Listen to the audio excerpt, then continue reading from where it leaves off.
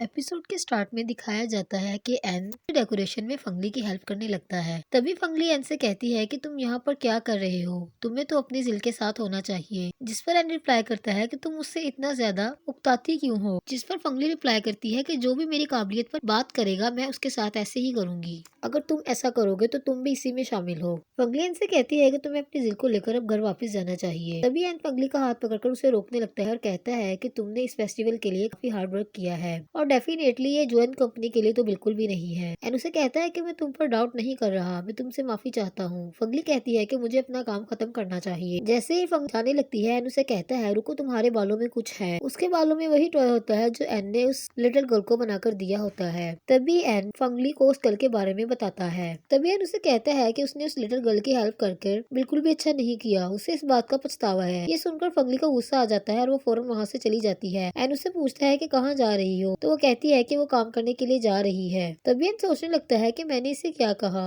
दूसरी तरफ festival start हो जाता है और लोग इस फेस्टिवल की डेकोरेशन को देखकर काफी अट्रैक्टिव होते हैं। दूसरी तरफ अपने हाथ से आने वाले मेहमानों को ड्रिंक पेश करती है और उन्हें हैप्पी फेस्टिवल बोलती है। दूसरी तरफ अंगली जैसे ही ब्रेकफास्ट करने के लिए बैठती है तभी उसे बताया जाता है कि एक बैड न्यूज है। दूसरी तरफ अंगली तो लड़कों के पास जाती है और उन्हें कहती है कि तुम लोगों को स्कैम करने की जरूरत नहीं है, ये प्रोडक्ट्स अभी यहाँ पर वापस करो। जिस पर वो उसे कहता है कि ये उसने पे कर खरीदी है। फंगली से कहती है कि मैं तुम्हें कह रही हूँ कि तुम्हें स्कैम करने की जरूरत नहीं है। जिस पर वो कहता है कि तुम्हारे पास इस बात का क्या सबूत है कि मैंने स्कैम किया है। जैसे वो जाने लगता है फंगली उसे पीछे से खींचकर रोकती है, जिस पर सब लोग फंगली को देख रहे होते हैं। तभी उसकी मेड उसे कहती है कि अभी ये टाइम सही नहीं है, आपको थोड़ा रिलैक्स करना चाहिए। तभी कस्टमर चिल्लाने लगते हैं और कहते हैं कि हम यहाँ पर 1.5 घंटे से इंतजार कर रहे हैं, क्या आप लोगों के पास कोई स्टॉक है, क्या यहाँ पर प्रोडक्ट्स अवेलेबल हैं? कस्टमर्स की लाइन लगी होती है और स्टॉक शॉर्ट हो जाता है। तभी कस्टमर चिल्लाने लगते हैं कि उनका टाइम वेस्ट ना किया जाए। तभी फंगली सब कस्टमर को अनाउंसमेंट करती है। वो कहती है कि वो माफी चाहती है, स्टॉक की शॉर्टेज की वजह से सबको लाइन में लगना चाहिए और 1 बाय 1 प्रोडक्ट्स को बाय करना होगा। जिस पर कस्टमर चिल्लाने लगते हैं और कहते हैं कि हम ओनली 1 बाय क्यों करें। तभी सब लोग फंगली को ब्लेम करने लगते हैं। वहाँ पर एन और जिल आ जाते हैं। जिल जैसे ही आती है वो कस्टमर को कहती है कि आपको परेशान होने की जरूरत नहीं है, यहाँ पर परचेज की कोई लिमिट नहीं है, आप लोग अनलिमिटेड प्रोडक्ट खरीद सकते हैं जो भी आप चाहें। एन कहता है कि आपको लाइन बनानी चाहिए ताकि यहाँ पर मेस क्रिएट ना हो। जिस पर कस्टमर खुश हो जाते हैं और क्लैपिंग करने लगते हैं। दूसरी तरफ जिल फंगली को तंजिया थैंक यू बोलती है कि उसने फेस्टिवल के लिए इतने अरेंजमेंट्स किए। तभी फंगली गुस्से में वहाँ से चली जाती है। दूसरी तरफ एन अपने मेंबर्स के साथ कॉन्फ्रेंस करते हुए कहता है कि आज का इवेंट काफी सक्सेसफुल रहा, आप सबने काफी अच्छा काम किया, हमने तकरीबन 5000 के करीब प्रोडक्ट सेल की। तभी वहाँ पर एक लड़की कहती है कि हमें मिस जिल का थैंक यू करना चाहिए क्योंकि उन्होंने हमें आज के दिन बचाया, अगर वो ना होती तो हम पता नहीं क्या करते। तभी फंगली को गुस्सा आता है और वो उठकर खड़ी हो जाती है और वो कहती है कि मैं आप सबसे माफी चाहती हूँ क्योंकि आज की गलती मेरी है। तभी वो उनको कहती है कि मैं आपका शुक्रिया अदा करती हूँ कि आप मिस जिल को लेकर वहाँ पर आ गए और मेरी मदद की। फंगली कहती है कि इस बात का कोई डाउट नहीं है कि जिल मुझसे ज्यादा टैलेंटेड है। तभी फंगली वहाँ से चली जाती है। जैसे ही फंगली जा रही होती है वहाँ पर उसका सामना जिल से हो जाता है। फंगली उसे इग्नोर करने लगती है तो जिल से कहती है कि तुम जानती हो कि तुम्हारा सबसे बड़ा मसला क्या है। उससे कहती है कि तुम्हारा मसला ये है कि तुम हमेशा अपने आप को दूसरों से बेहतर समझती हो। जिल फंगली से कहती है कि वो आज रात एन के साथ डिनर पर जा रही है जहाँ पर सिर्फ वो दोनों होंगे। दूसरी तरफ लीलू ऑफिस में बैठी मिरर में अपने आप को देख रही होती है। तभी वो अपने बैग से लिप ग्लॉस निकालती है और लगाने लगती है। पास बैठी उसकी फ्रेंड जब उसे देख लेती है तो उसे कहती है कि क्या तुम आज फेस्टिवल पर अपने बॉयफ्रेंड के साथ डेट पर जा रही हो। जिस पर वो कहती है कि मेरा कोई बॉयफ्रेंड नहीं है। तभी उसकी फ्रेंड उसे कहती है कि तुम्हें मुझसे छुपाने की जरूरत नहीं है, तुम जल्द ही उसे मुझसे इंट्रोड्यूस करवाओ। ये कहकर वो वहाँ से चली जाती है। तभी लीलू लुयान को मैसेज करती है और पूछती है कि क्या उसने आज का काम खत्म कर लिया। जिस पर वो रिप्लाई करता है कि वो आज थोड़ा बिजी है इसलिए वो आज नहीं मिल सकता। लीलू ये सुनकर अपसेट हो जाती है। दूसरी तरफ फंगली को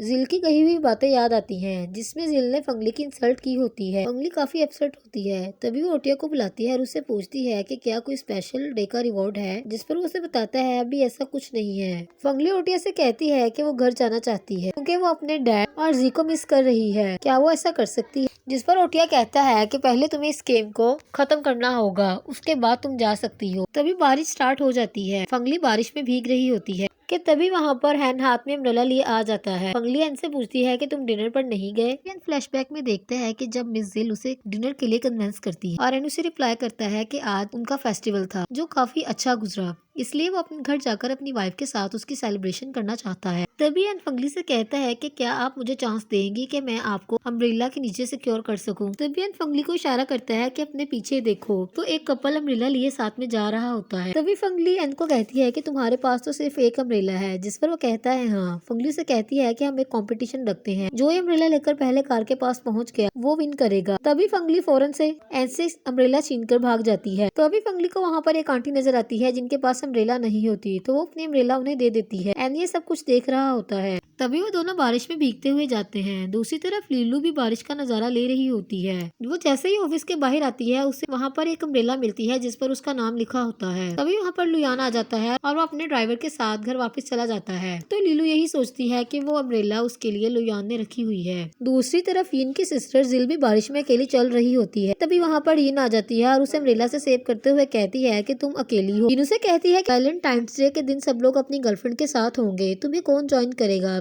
जिस पर जिल उसे कहती है कि तुम भी तो अकेली हो, क्या तुम्हें कोई फॉलो नहीं करेगा। तभी यिन उसे हक करते हुए कहती है चलो हम दोनों साथ में मिलकर फेस्टिवल को एंजॉय करते हैं। दूसरी तरफ फंगली ओटिया को बुलाती है और उससे पूछती है कि अगर आज रात वो ना सोए तो क्या वो अपने भाई से मिल सकती है। उसे कहती है कि वो जानना चाहती है कि उसके रियल फादर कौन है और उसे पूरी स्टोरी के बारे में पता होना चाहिए। जिस पर ओटिया कोई जवाब नहीं देता। तभी वो दोबारा ओटिया को आवाज देती है तो ओटिया कहता है कि वो एन के क्वेश्चन के बारे में सोच रहा है। जिस पर फंगली कहती है कि उसने तुमसे क्या पूछा है। नेक्स्ट मॉर्निंग फंगली फेस्टिवल के अकॉर्डिंग अपनी प्रेजेंटेशन देती है। वो अपने मेंबर्स को बताती है कि उसने क्या प्लान किया है। वो मेंबर्स को कहती है कि उसे फॉलो किया जाए। वो कहती है कि जो नए जोड़े इस साल शादी करेंगे हम उनके लिए एक गिफ्ट प्लान करेंगे और उन्हें मैरिज सर्टिफिकेट देंगे। तभी सब मेंबर फंगली के लिए क्लैपिंग करते हैं। दूसरी तरफ फैन एक पेंटिंग को देख रहा होता है कि तभी वहाँ पर फंगली आ जाती है। वो जैसे ही फंगली को आते देखता है वो ड्रॉ में फौरन से उसे छुपाने लगता है कि तभी उसका हाथ ड्रॉ में आ जाता है और उसे चोट लगती है। फंगली जल्दी से उसके पास आती है और उसका हाथ पकड़कर देखने लगती है तो वो उससे कहता है क्या तुम्हें सच में मेरी परवाह है। जिस पर फंगली रिप्लाई करती है कि उसे काम की परवाह है। जैसे ही एन डॉक्यूमेंट पर साइन करने लगता है उससे साइन नहीं होते। वो फंगली को कहता है कि मेरी फिंगर में दर्द है, मुझसे पेन नहीं पकड़ा जा रहा, क्या तुम मेरे लिए साइन कर सकती हो। तभी वहाँ पर फैंक आता है और उसे कहता है कि आपको साइन कर देने चाहिए क्यों ग्रुप मेंबर फाइल का वेट कर रहे हैं। दूसरी तरफ सुपरमार्केट में सेल्स गर्ल फंगली को बताती है कि ये क्रीम काफी तेजी से सेल हो रही है, इसलिए स्टॉक लो हो गया है। जिस पर फंगली कहती है कि फिक्र करने की जरूरत नहीं है, मिस्टर एन ने परचेज कॉन्ट्रैक्ट पर साइन कर दिए हैं, जल्द ही न्यू स्टॉक आ जाएगा। दूसरी तरफ फंगली के सुपरमार्केट में आती है। जैसे ही फंगली जिल को देखती है वो कहती है कि हमारे छोटे से सुपरमार्केट में तुम आज कैसे आ गई। जिस पर जिल कहती है कि मैं आज काम के बारे में बात करनी नहीं है, मैं तुमसे कुछ पर्सनल बात करने के लिए आई हूँ। जिस पर फंगली कहती है पर्सनल। दूसरी तरफ जॉइंट ग्रुप की प्रेस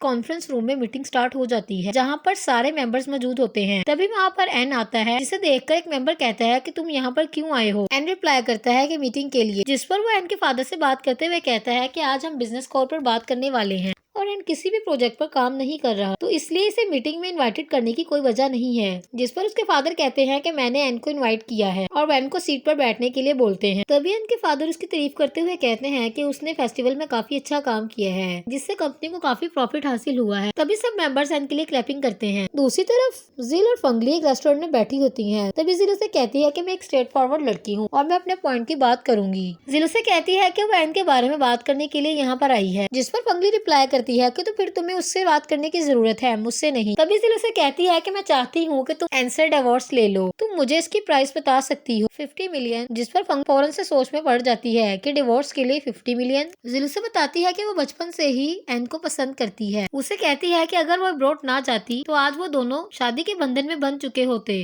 वो फंगली से कहती है कि तुम हमारी स्टोरी में ऐड नहीं होती, लेकिन मैं तुम्हें अभी भी मौका दे रही हूँ कि तुम एक अच्छा डिसीजन लो। फंगली रिप्लाई करती है कि मैं आपके खलूस और प्यार की कदर करती हूँ, लेकिन फंगली किसी की गुलाम नहीं है जो वो किसी के कहने पर कभी भी कोई फैसला करे। ये सुनते ही जिल को गुस्सा आ जाता है। उसे कहती है कि तुम्हें क्या लगता है कि तुम एन के लिए अच्छी लड़की हो। तुम्हारे फादर की डेथ भी तुम्हारी वजह से हुई क्योंकि तुम लुयांग को पसंद करती थी और अब तुम एन के साथ शादी कर चुकी हो। तभी फंगली वहाँ से उठकर चली जाती है और कहती है कि मैं एन से शादी कर चुकी हूँ और तुम्हें उससे दूर रहने की जरूरत है। जिस पर जिल को गुस्सा आ जाता है और वो उसे कहती है कि मैं तुमसे आखिरी दफा पूछ रही हूँ उसे कहती है कि अगर एन ने मुझे चूज कर लिया तो तुम्हें उसे छोड़ना होगा। फंगली ये सुनकर वहाँ से चली जाती है। दूसरी तरफ फंगली और एन ऑफिस में बैठे होते हैं कि तभी वहाँ पर सेल्स गर्ल आती है और वो शोर मचाते हुए कहती है कि एक इमरजेंसी हो गई है। वो दोनों फौरन से जब जाकर देखते हैं तो सुपरमार्केट में एक हंगामा बरपा होता है। काफी लोग इकट्ठे हुए होते हैं और वहाँ पर इंस्पेक्टर भी आते हैं। उन्हें बताया जाता है कि एक लड़की ने उनके सुपरमार्केट से लास्ट वीक जिन क्रीम को बाय किया है जिसे लगाने से उसे फेस पर काफी एलर्जी हो गई है। तभी वो लड़की उन पर चिल्लाती है और कहती है कि इन्होंने पैसे के लिए मेरे साथ खिलवाड़ किया है। तभी एन उससे कहता है कि आपको रिलैक्स होने की जरूरत है, मैं आपको एक्सप्लेन करता हूँ। जिस पर वो लड़की कहती है कि अभी भी एक्सप्लेन करने की कोई जरूरत है क्या।